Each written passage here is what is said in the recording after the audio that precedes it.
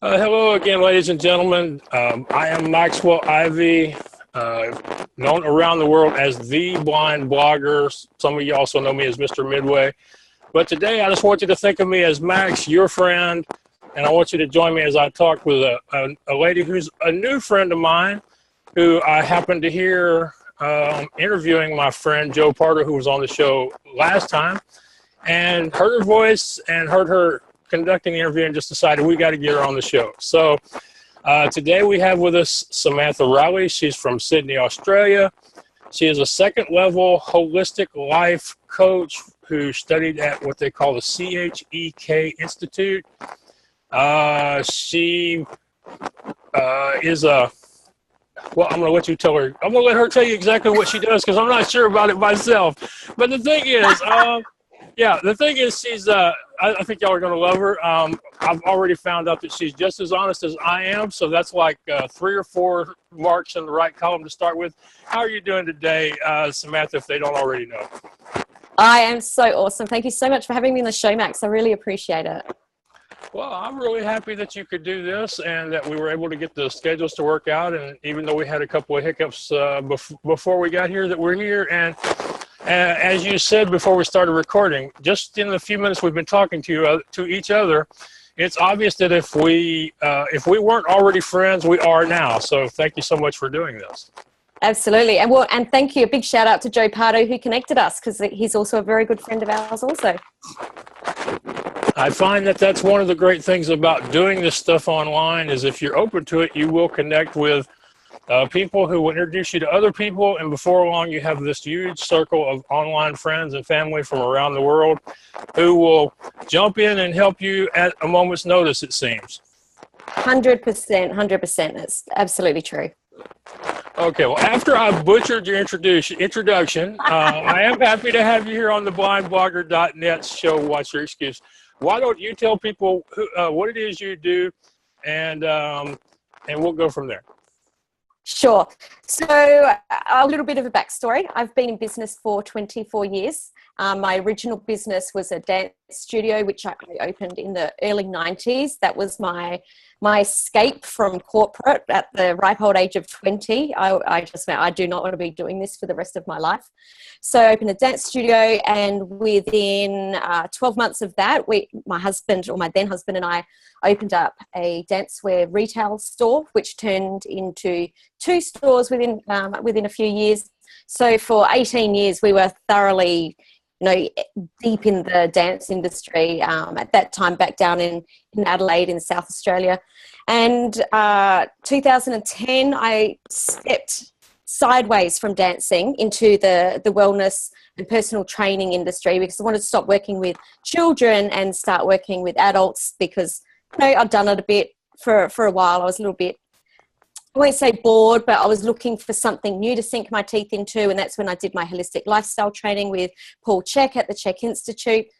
But that very quickly turned into business coaching. I really only sat in that space for maybe 18 months, 2 years, because I had more people asking me about how to set up a business. So I was just listening to what the market was feeding me, went into business coaching, have done various niches within there, but have settled in the branding niche. Which is what I do now, helping business owners to position themselves as the authority in their niche and taking them through my 5-step brand builder formula. All right. I want to say that a lot of people are probably thinking, man, I wish I'd had the sense or the courage to get out of the corporate track when I was only 20-something instead of waiting till their 40s or 50s to do it. But I imagine you deal with a lot of people who are later in their lives who are making these decisions either because they have to, because there's been some sort of drastic problem in the marketplace, or because they've decided at a point in their life where they will give themselves permission to do so. Absolutely. And I think at 20, I sat down and I actually got married when I was 17 and by 20 I already had 2 small children as well. So kind of sat down with my husband and went, all right, well, I'm 20. If I don't want to do this, I could either wait and be unhappy or I could step away now. What have we got to lose?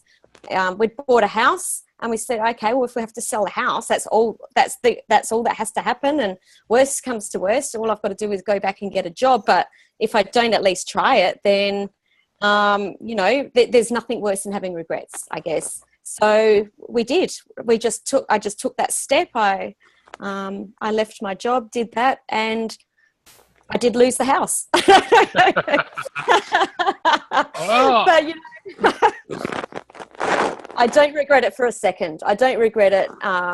We'd already discussed if we had to lose the house. I think that, when you get older, you do have more to lose, but you have to sit down and go, well, what am I willing to risk? What am I willing to do so that I don't have regrets?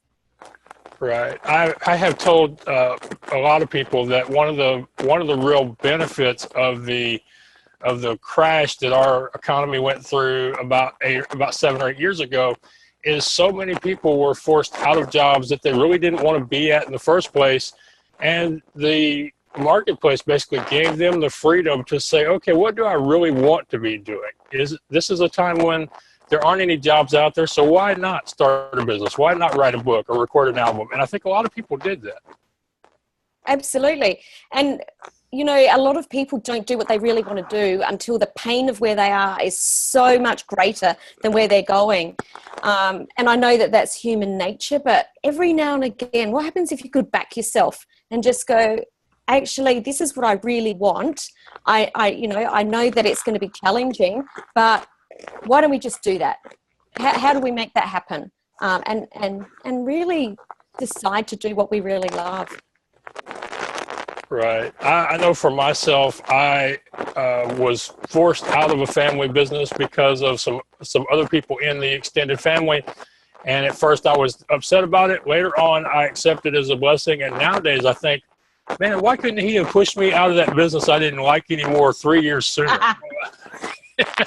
Absolutely. And exactly. And, I've got a story similar because back in 2010, the reason that I don't have these dance businesses anymore is because I went through a divorce, and that divorce meant that I lost those businesses, and I was very, very bitter about it for a while. Felt very cheated until I realized, actually, you know what? I really was ready to do something else anyway. I'd been feeling it for a few years and I was too afraid to make that step. So in actual fact, I was given a blessing in disguise because it gave me the opportunity to go out and try different things.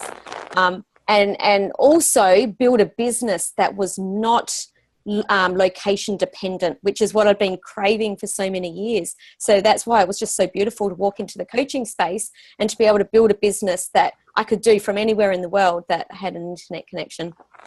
Right. That's one of the best things about doing what we do is you can work anywhere they have internet, and to a certain extent, you can even work there if they don't have internet. You just can't stay there for very long at a stretch. Yeah, that's exactly right. But both of us, we have similar stories. We were forced to make choices either that we wanted to make or that we didn't want to make before we did. One of the things I notice with a lot of people is the unwillingness to forgive themselves and others around them and accept this. Is there something that you learned along the way that will help people so that they don't have to get to the crisis point before they actually start doing these things? Yeah, I think that's really, that's a really good, there's two sides to that. One is not blaming the person that forces you to follow through with whatever that decision is. Like you say, whether it's our family, whether it's friends, whether it's, your old boss, you can't blame them. You've got to take that away and take responsibility for your decisions moving forward. And the other thing is don't get caught up on living that that decision that you're making. Like don't get caught up living in the old decision and not articulating that very well. Well, I've often thought that sometimes the problem is people continue to play those images and those videos in the back of their mind instead of moving on to what they're doing now and creating some new videos to play for themselves. Yeah, there we go. You put me back on track. It's about getting caught up in the story.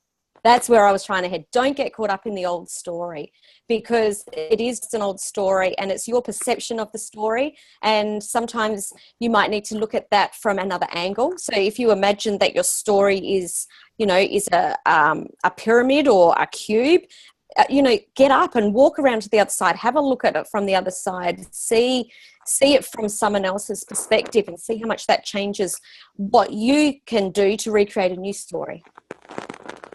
Yeah, the other thing I notice a lot of people get stuck on is they think that if they forgive somebody, they're waiting for the other person to accept and acknowledge that they have forgiven them and moved on. And I think that a lot of times in that part we get on the wrong way in our heads, and that it's more about us doing it and letting go of that than it is anything, whether they even know we did it.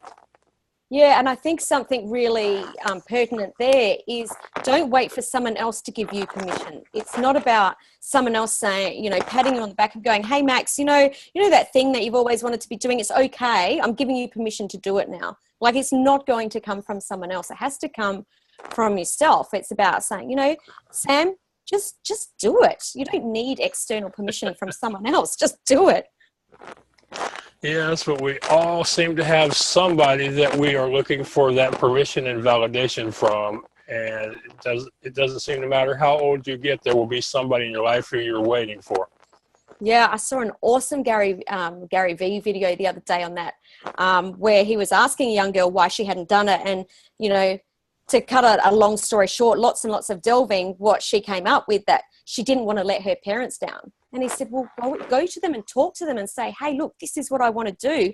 Instead of having this story in your head about what you think they're going to think, just go to them. So, who do you have to go to say, this is what I'm doing, I'd really love your support? And I would say probably 9.5 times out of 10, those people would be like, of course you've got our full support. That's just another story. Right. One of the things I get asked a lot is, Max, what do your family and friends think about what you're doing with the blogging and the writing? And I tell them that my family and friends, most of them, have more appreciation and support for my writing than they ever did for anything that I did in the amusement business world. So yeah, right. But a lot of people are afraid of having that conversation, and they even will cringe. You can visually notice it from their body language when somebody asks them, well, what do you do? Or if they're at a family gathering and they have to talk about what it is they do. You have to totally own it. Yeah. One of the things that I finally did for myself is I started carrying around copies of my books in my messenger bag, because I felt like if I wasn't willing to tell people I was a writer and actually show them my books, then I really wasn't a writer yet. Yeah. And I think, I don't know, for you saying that, and I know I've certainly felt it myself before, I feel that's about the vulnerability of other people judging our creativity, because whatever that creativity is such a personal, it's almost like, we're putting out, it's almost like we're naked out in the world, if that makes sense. We're putting it out there. This is what we're doing, and this is our beliefs. And because it's so personal, it really hurts when people judge. So rather than putting it out and changing people's lives, sometimes, and I'm sure we're all guilty of this at some time or another, holding it back instead, so that people don't judge, rather than, getting it out there and changing people's. Right. One of my best friends who has been a big supporter of me, her name is Alex Okoroji. She's from Nigeria, and she actually calls her podcast The Naked Talk. And the title of her book was The Naked Truth. And she's all about this being authentic and putting it out there. And I would think that, that was just something that came to me as I was listening to you talk about being out there with what you're doing and being vulnerable. Yeah, I've never used that word before, so that's great that you've got a friend that uses that. Obviously, that was meant to come out. Yeah, it was. And she says, most of her conversations start with, no, I don't mean physically naked. I mean personality-wise naked. Yeah. Because she's a former actress, people always assume she's talking about no clothes. But yeah. Well, I am here with Samantha Riley, and we are both going to be part of the DreamCon in New Jersey in May. And like she said, we were introduced by our good friend Joe Pardo. This is What's Your Excuse on the blindblogger.net. And before I forget to ask you, what is the website or Facebook page where people can come and visit you? Yeah, so you can visit me at theaccelerantgroup.com. Which is my main website. You can get a free copy of my book if you put in theaccelerantgroup.com/book, which the book is called The Heart of Entrepreneurship, which is about my 20-something years of being in business and my life's lessons and the different things I've learned along the way. Or I've got a Facebook group called Your Authority Brand, which is a nice, safe place for people that are wanting to build their brand and build their authority to ask questions, get tips, and connect with other like-minded people. Well, that sounds like a great book, and I probably should have read it before we got together tonight, but sometimes it just doesn't happen the way we want it to, does it? Well, we're business owners, we're entrepreneurs, and there's always a million things to do, right? Yeah, but what's really sad is when I invite you on my show and I send you a link and I get a reminder from both of us telling me that we're going to be talking at 7 p.m. my time. And for some reason, it still just went completely out of my head. But it's all good. You obviously needed your dinner. Maybe. So what exactly is the CHEK, and what are some of the core things that you would teach people that would hire you as their coach? Yeah, so the CHEK Institute is where I did my wellness training. So that was quite a few years ago now. Now I don't work in the health and wellness space at all, but I still use some of those principles that I learned back then with my business clients now, like, making sure that you get good sleep or that you're hydrated, thinking about the things that you eat, so that, you can be mentally alert so that you can get the most productivity, out of your day, about working in rather than necessarily always working out if you're busy. But I use those principles in what I do day to day, but it's not the focus of what I do. I'm more focused on personal branding, and getting your message out there. So I work with coaches and consultants to help them position themselves as the authority. Again, like I said, working through that 5-step brand builder formula, which is creating your authentic message. It's about connecting with your target market. It's about collaborating in the right circles. It's about constructing your online product to get your name out there. And it's about communicating in a leveraged way so that we can get our message to as many people as possible and create the biggest impact, because I believe that we've been born into this world in a time with all of this technology, and I believe that we've been chosen. We've been chosen because we've got this message to get out there. So it's about, not being shy, not using excuses, and about putting ourselves out there in a really big way. Right. One of the real blessings of the time we're living in is not just the technology, but the fact that storytelling and message has become like the key thing of people making their way online nowadays. It's all about knowing your story and being brave to share your story. And it's not just, 5 seconds, 30 seconds. People are actually encouraged to share who they are and how they got there, as opposed to just, this is my business and you should work with me. Totally, because we don't do business with people that we don't know, people that we don't like, and people that we don't trust. So we're using those stories to inspire, to motivate, to teach, to really connect with our audience. And it's not just about teaching, that original message of how we got to be here, but what are the stories and the learnings day to day that we can share with people, using social media or podcasting or whatever it is, so that we can connect with people, get them emotionally connected, have them understand our values, so that they do know me, like me, trust me, and decide whether I don't really like what you're about, so leave my tribe, or go, well, we really love being in this tribe. It feels safe and it feels fun and it feels nice, and I'd love to do some more work with you. Right. Yeah, it is about continuing to tell those stories that encourage and inspire. So it's great to be living in this time. One of my good friends from over in the UK said it's funny how in his family he has 4 kids. 2 of them grew up while he was doing the corporate thing, and one's a lawyer, the other's a dentist. The other 2 grew up once he started his podcast, and both of them want to do what Dad does. They want to stay at home and work from the back porch and still make a living. Yeah, and it's totally possible, and that's what's awesome. Especially in these times. I mean, for me, here we are, we're having a conversation from, I don't know how many thousands of miles apart we are. Myself, I've managed to build a brand without hardly ever leaving my house, even though I would prefer to, but there are just so many opportunities to share your stories and build your tribe without ever leaving the desk or your bed or your couch or wherever it is you do your work from. Yeah, totally. And then when you get sick of doing that, you can jump on a Facebook Live and go for a walk down the street. I wouldn't know about that. Facebook Live and my current technology don't play nice together, so I'm more, I prefer a YouTube Live event or Skype or Zoom. I'm really starting to love Zoom, mainly because Skype had gotten to be so erratic. At least every time I tried to use it, it was. But that right there is a perfect example. We have, what did I just name? 4 different options for having live video and or audio conversations with people anywhere in the world. Absolutely.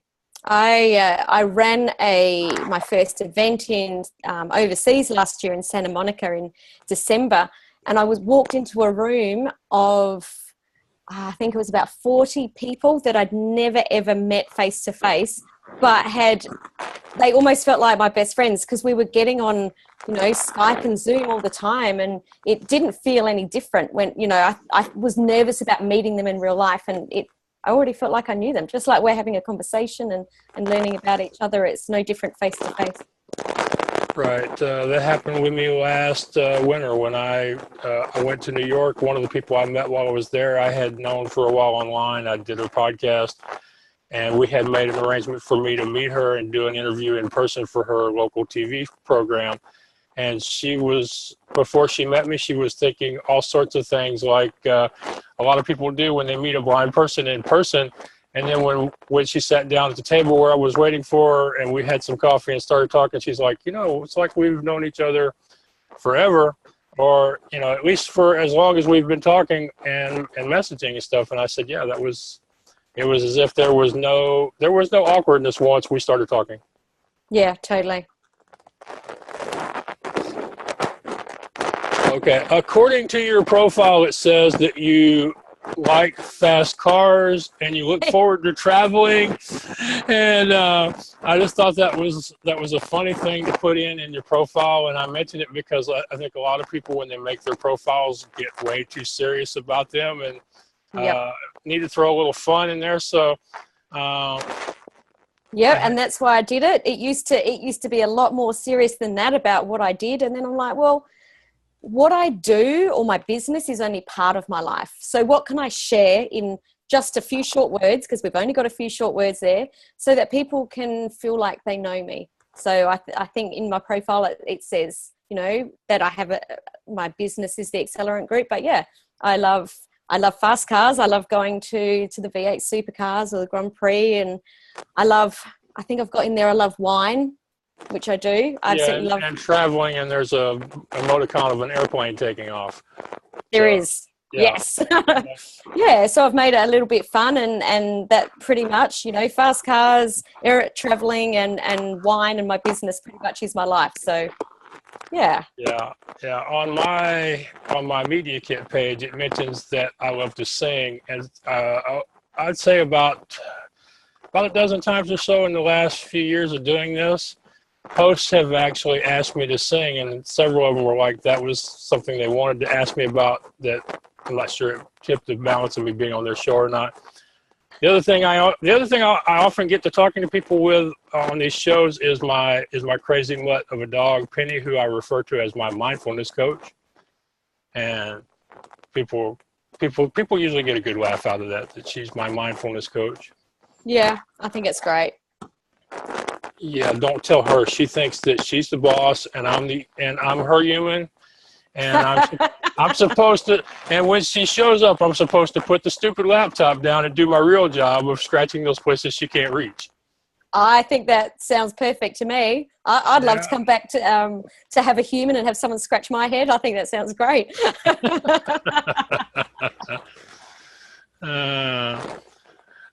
So what are some of the things you have coming up for you and your group? Is anything outside of the DreamCon thing? I'm sure that's like 2 months away. I'm sure you got other stuff going on.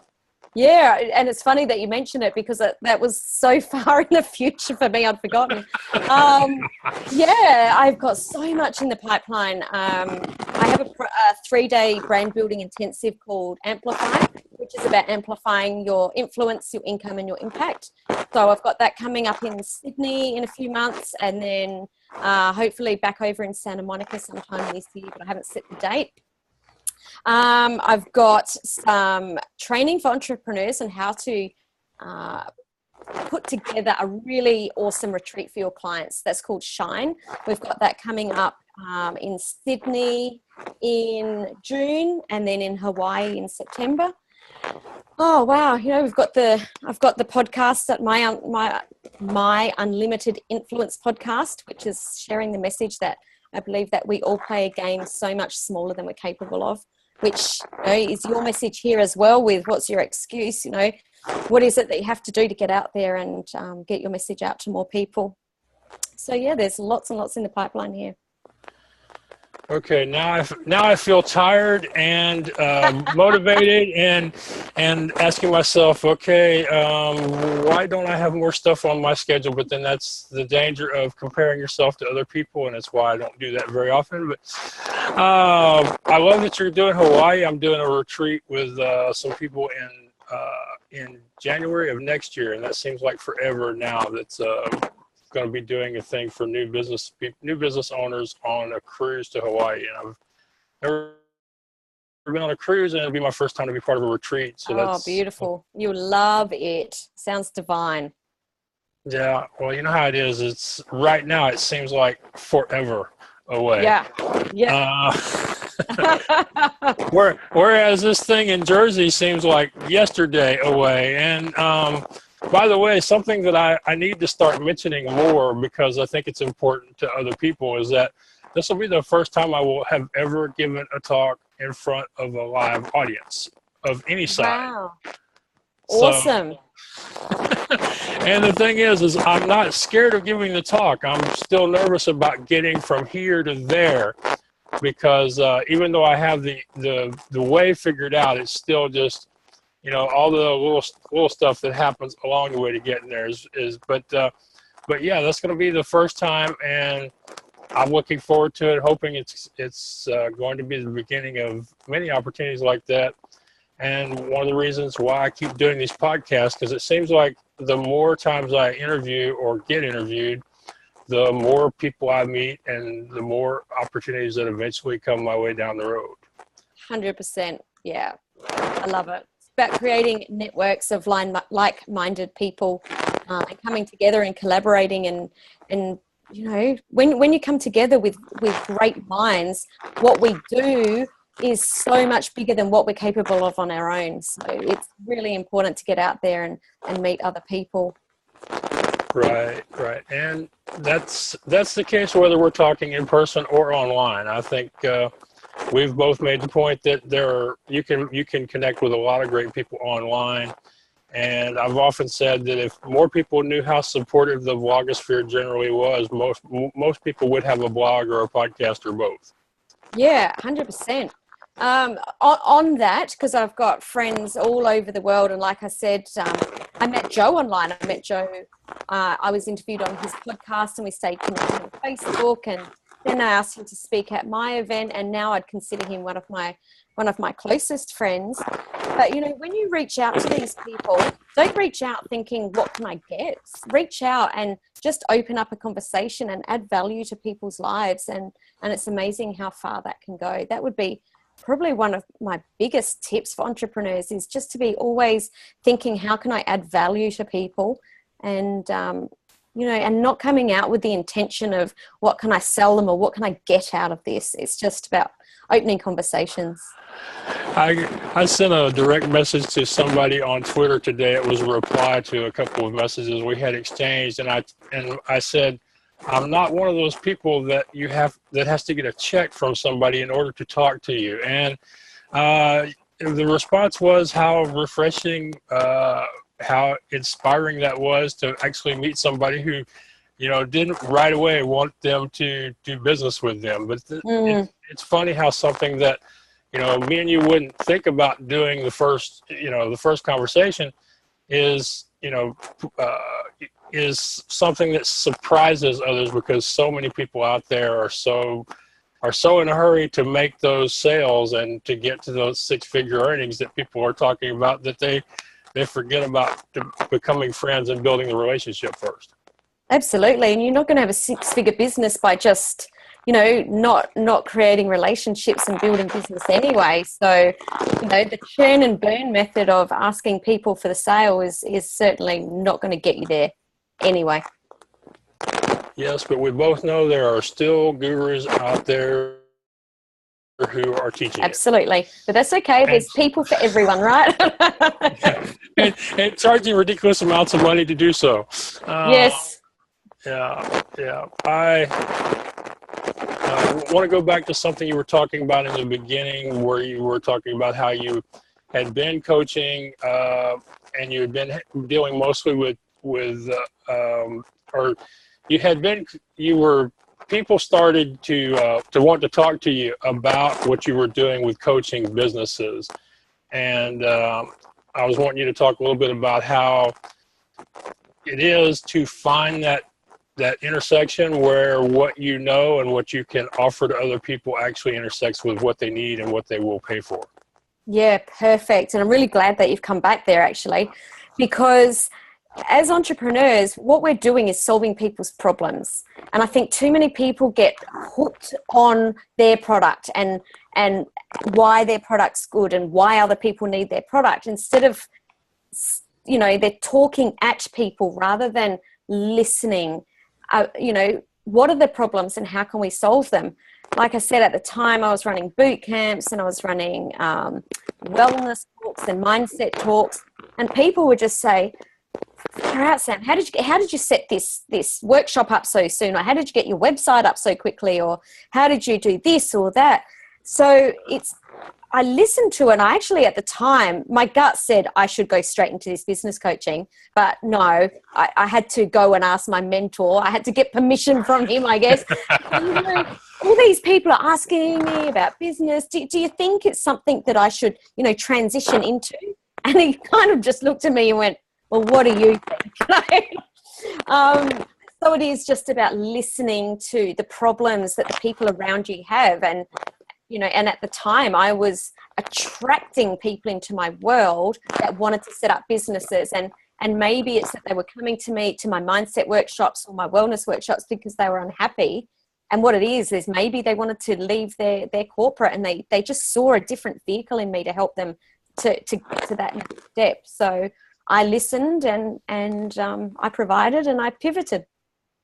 Best thing I ever did too. Right. I know that for myself, for the first couple of years after I started this current website, theblindblogger.net, for years I was wanting to do straight coaching, people with their, but what was the funny thing that happened is people started asking me, "Max, how do you end up getting on all these podcasts and radio shows?" And it turned out that the one thing I was doing for myself, because I didn't see that I had a better alternative for me, was something a bunch of other people wanted to know about. And eventually that has become something that is, let's just say I've got more paying clients who want online publicity than I do who want coaching. I tell people it really shouldn't be a surprise. Son of a Carney is a better promoter of coaches than a coach. Yeah, PR is certainly the thing at the moment. I've certainly seen a lot of people doing it. Although if someone wants the PR and they don't have their systems, their back-end systems set up, their funnels, they don't have products to sell into, then it's not really the right time to be looking for PR. It's certainly not the thing that's going to launch you if you don't have a business model already there. So yeah, it's been a bit interesting watching a lot of people going after that PR engine. Yeah, well, in this case, it's more about storytelling, and usually it's authors or musicians or other creative people who, for the most part, have a real problem putting themselves out there. So Absolutely. It's turned out to be one of those things that wasn't what I expected, but and I think that's. I recently told somebody one of the biggest problems is that people have that puzzle picture. You know how when you get a jigsaw puzzle, there'd be a picture on the side of the box. And I think too many people have that picture in their head, and if what they're doing doesn't work out to be exactly like the picture, then they're stuck. Yeah, that's a really great point there. Totally. You can't get so caught up on that picture because you need to be open to things flowing in and out of your life, and be ready to pivot at any point, because far out. If you don't accept some things that come into your life, better things don't happen. Sometimes it turns out better than the original picture. So you need to be open to it. Yeah, we have to be open to those changes that we didn't expect that often end up being better than what we had planned. And sometimes they're not. But you can get great learnings out of that. Yeah. So have you had some of those experiences were the worst, other than the divorce, where the bad thing was a good lesson? Oh wow, so many. Definitely the divorce was the biggest one. There's been lots. Actually, one of them probably was that event in Santa Monica that I was talking about. When we originally set it and started working on it, we took on a marketing agency who set it up. I don't know how they made the mistake, but basically worked out the budget wrong. So we used our whole 6-week budget in 1 week, which meant there was nothing left. Massive learning from that about just learning to do things yourself. And then we also had to change the date very, very close. So it was meant to be in November, and we had a family incident, and we couldn't leave the country. And we went to cancel the event, and we'd run out of marketing budget, and we'd already paid for this event, and they said that they wouldn't move it past December. So we had to sort of sit down and go, wow, it just seems like everything went wrong, absolutely everything. But we just did the best with what we had, and we came over in December, and we had a completely different group of people in the room, and we made the best of it. And it was actually, I think, probably turned out better than what the original event was going to be in November. So just, being open to what had happened and not getting caught up in the story of all these bad things happening, and saying, all right, well, what do we need to change? What can we do differently to maybe get even a different outcome? And it turned out it was the best 3 days of my life. It was great. Well, that's good to hear that all worked out so great for you. This is I'm talking with Samantha Riley from the The Accelerant Group. It's about accelerating your business growth. Yep. Right. Accelerant Group. And here on What's Your Excuse? And my site is theblindblogger.net. And I sometimes lose track of time. So sometimes I go long. Sometimes I think it's been too long before it is. Just so I don't forget, is there one piece of advice you would give people who either are thinking about starting a business or have started it, and maybe that things aren't going as well as they thought they would? Yeah, I think that there's lots of time with either of those. There's always things that we don't want to do, or that we know that we need to do, and they're the things that are going to get us taking the next step. So in business, it's all just about momentum and what is the next step, instead of going, well, this is this massive goal over here and we don't know how to reach it. So I would say just breaking things down so that you're just doing the next step.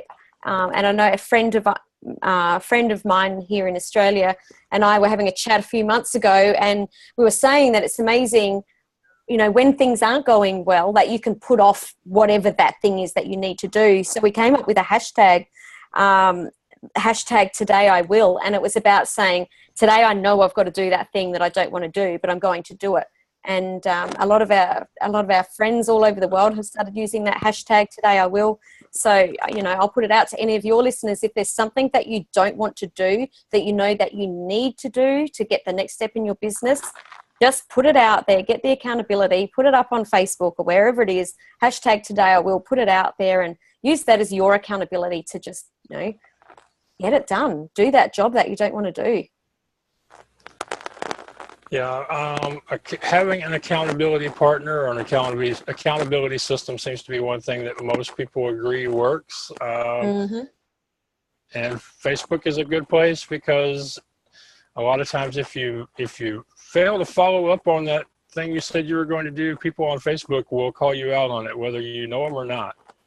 Yeah, and the other side to this that I found absolutely amazing is that so many of my friends, like there was one day we went out, I went out to the bar with a few friends one night for a drink, and they said, you know, every time you post that hashtag and something, it inspires me to do something that I don't want to do. So by me putting it out there and being accountable, it actually inspired him to do the things that he didn't want to do as well, which I found, you know, that made me really happy that it wasn't just me, you know, it wasn't just me that I was helping, it was someone else as well. You know, isn't that the way it works, is that the things that we do for ourselves, we often don't see as being that big of a deal, seem to have the biggest impact on those people out in the world. Yeah. Because I know for myself, a lot of my time online I've thought of as just showing up and doing the next thing in line, whether I wanted to do it or knew what I was doing or not. But a lot of people seem to be motivated by that. And it sounds like the same thing happened to you with the Today I Will hashtag. Yeah, totally. So if anyone's listening, I want to see it. I want to see it trending all over the place. Today I Will. Well, that sounds like a good challenge. I'm not sure what our audience is, but between me and my co-host's network, Frederick Bai, we will see what we can't do as far as getting that hashtag out and making it go viral or having it trend on Twitter and Facebook. So that's sounds good. Yeah. Well, I appreciate you coming and doing this with me. I don't know what time it is there in Sydney, but I really appreciate you coming and talking with me. I'm glad we met through Joe, and I'm looking forward to meeting you again in person soon. I'm so looking forward to it. Thank you so much for having me on the show, Max. I really appreciate it. Well, thank you for coming on, and I hope you have a great rest of your evening, and just many blessings in your business. Thank you, and right back at you. All right, thank you.